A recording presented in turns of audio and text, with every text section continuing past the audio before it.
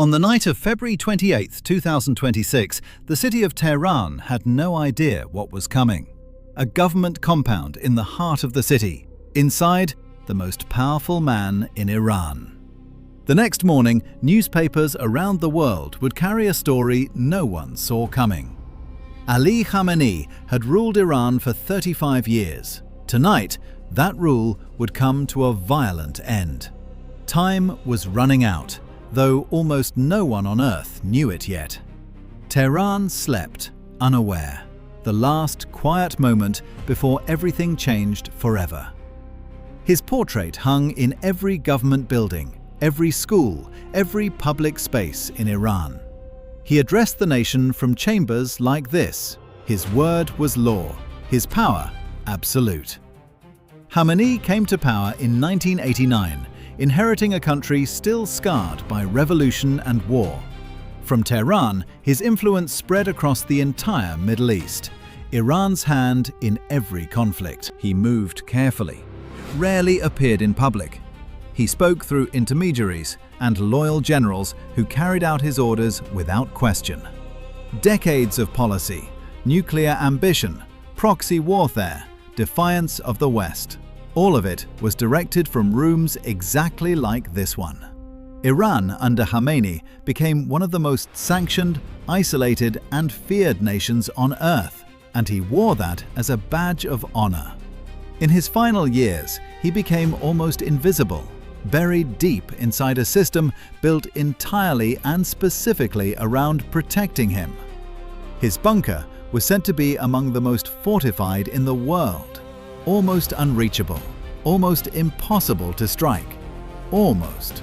But for all his power, he was one man in one city, and that city, Tehran, had just been found by the right eyes. For months, CIA analysts had been tracking a pattern.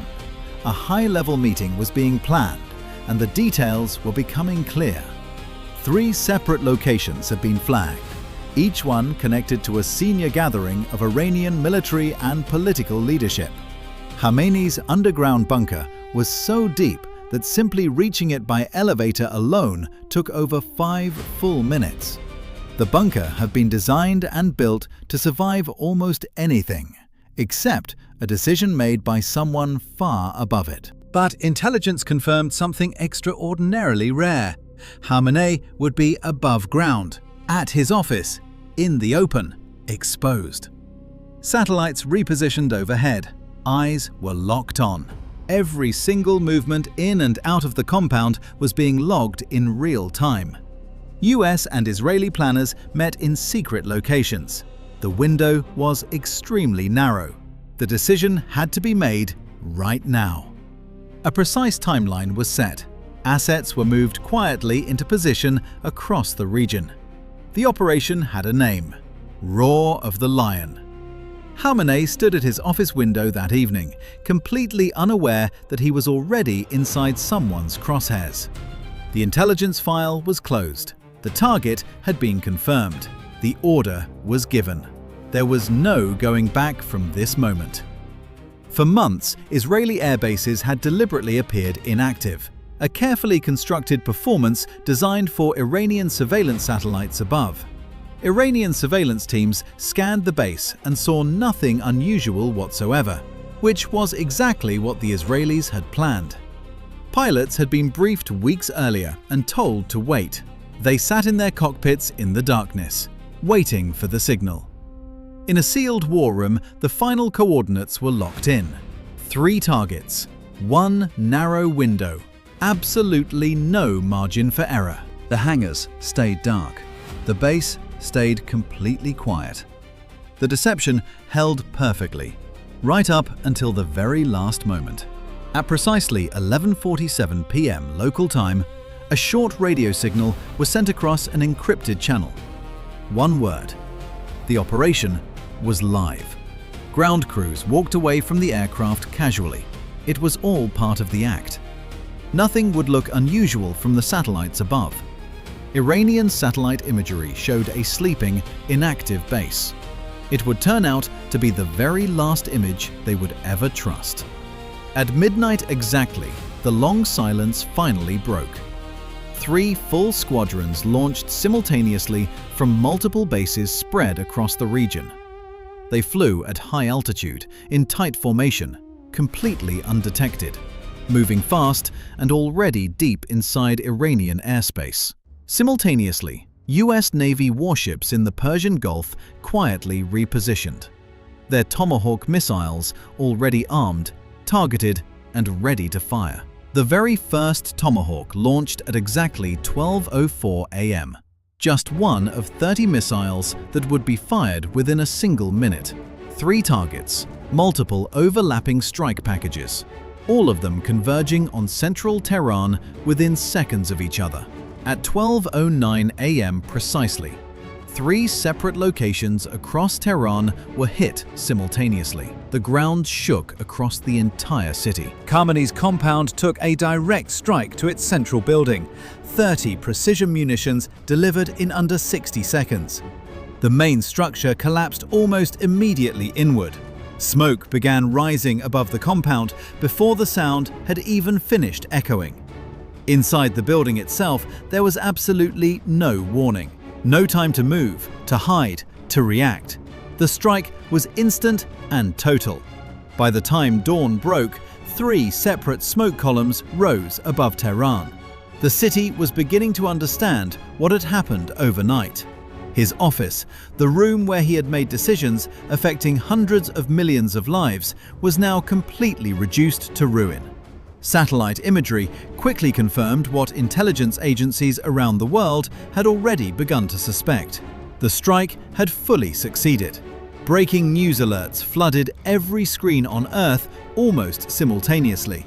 Within minutes, the story was spreading faster than anyone could control.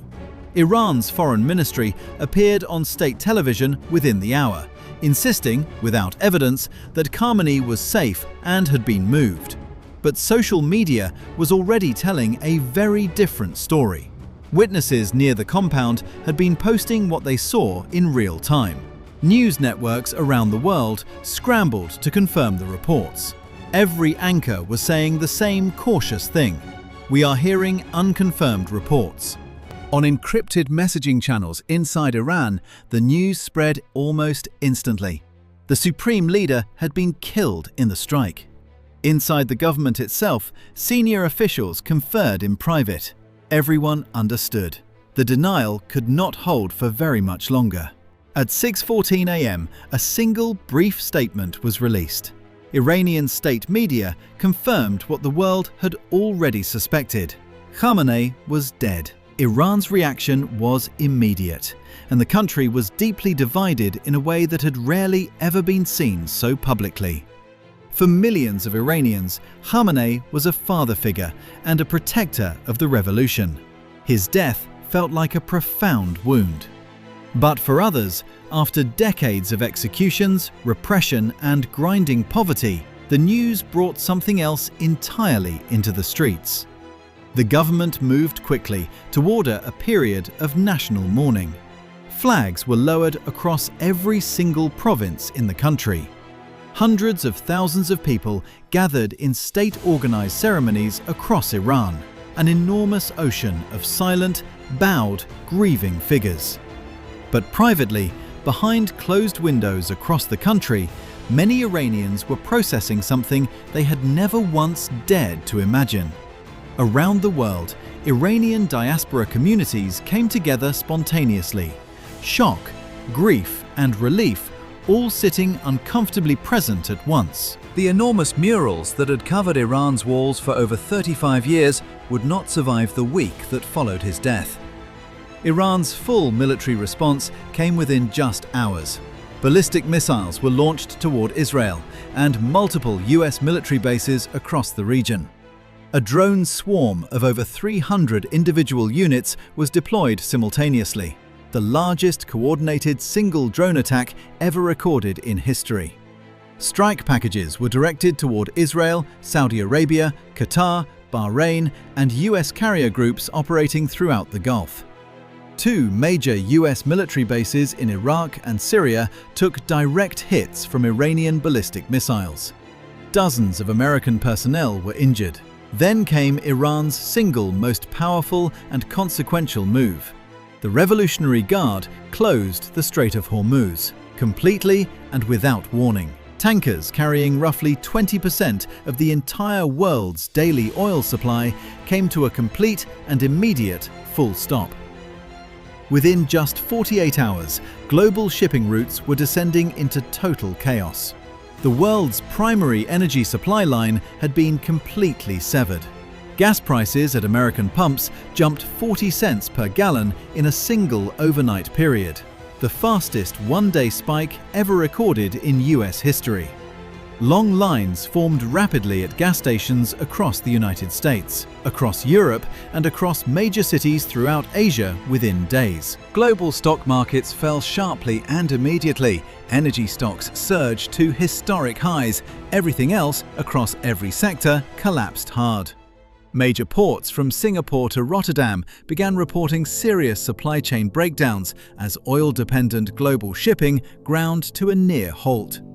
Crude oil hit $180 per barrel, a price level that most analysts had previously believed was theoretically and practically impossible to reach. Grocery prices began rising noticeably within just 1 week. The consequences of one night in Tehran had now reached every supermarket shelf. On March 8th, Iran's Assembly of Experts convened in a closed emergency session to formally designate a new supreme leader for the country. The name they ultimately chose surprised even the most experienced and well-connected observers of Iranian politics: Mujtaba Khamenei, the supreme leader's own son. A man who had operated entirely and deliberately in the deep shadows of his father's immense power now sat in his father's chair. The formal ceremony was broadcast live on Iranian state television, a carefully staged show of governmental stability in the middle of a full crisis. The doors closed on the old Iran. What lay behind those doors now was something that absolutely no one on earth fully understood yet. The United States formally responded to the strait closure by announcing a comprehensive naval blockade of all Iranian ports and coastal waters. Every single Iranian export, not just oil, but every category of goods, was now blocked. The economic pressure being applied was total. Pakistan stepped forward to offer mediation between the two sides. Delegations from both Iran and the United States met in Islamabad for 3 tense days. Iran placed a formal proposal on the table. They would reopen the Strait of Hormuz in exchange for temporarily pausing all nuclear talks. Washington rejected the offer immediately and without any counter-proposal. The talks collapsed entirely, leaving no joint statement and no scheduled follow-up meeting. Trump posted a stark and direct warning aimed at Iran's new leadership, publicly telling them they had better, quote, get smart very soon. The massive murals began coming down across Iran, some torn down by protesters in the streets, others quietly removed overnight. Tehran woke each morning to what felt like a fundamentally changed city. The same streets as before, but the old certainties had completely vanished. The world watched closely and waited tensely. The Strait of Hormuz remained fully closed. The standoff showed absolutely no sign of ending anytime soon. No one knows what Iran does next. A new and untested leader, a shattered economy, and a nuclear program that is still actively running.